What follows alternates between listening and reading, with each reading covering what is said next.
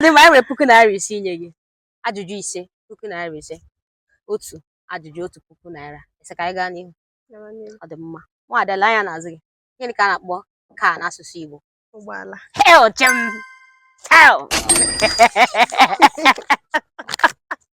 Somebody etipula. Ọ dị mma. Gịnị ka a na-akpọ aeroplane n'asụsụ Igbo? Ụgbọelu. Hell.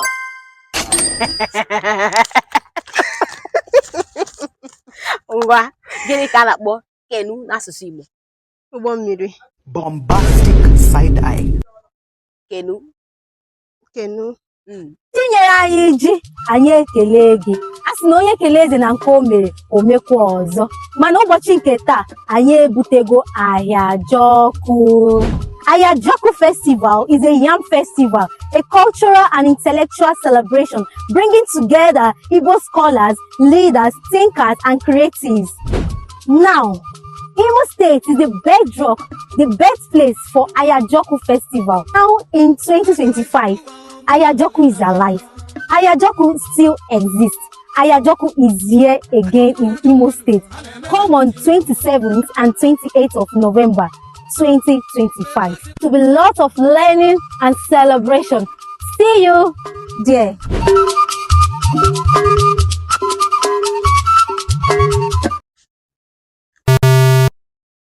Kenu. Ụgbọ mmiri na that is one I know. Hala, asụkwala Igbo, anyị ewerela. Anyị na-asụ Igbo ebe a. Otu abanyere n'akpa m. Ọ sụkwala oke ọzọ, aga m ewerekwa ọzọ. So we don't have the capacity. Ọ fọrọ otu ngwanụ, ego ga-afọrọ otu mkpụrụ. Kenu abụghị ụgbọ mmiri, ya na-akpọ ya ụgbọ epepe. Ụgbọ epepe, kenu nke a na-akwọ akwọ. Ọ dị mma. Kedu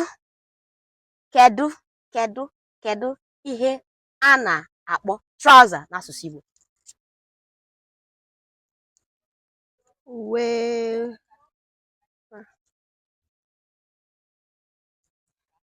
Uwe gịnị? Chefuola m. Ọ dị mma, ise ka anyị rie nka. Ngwa buru.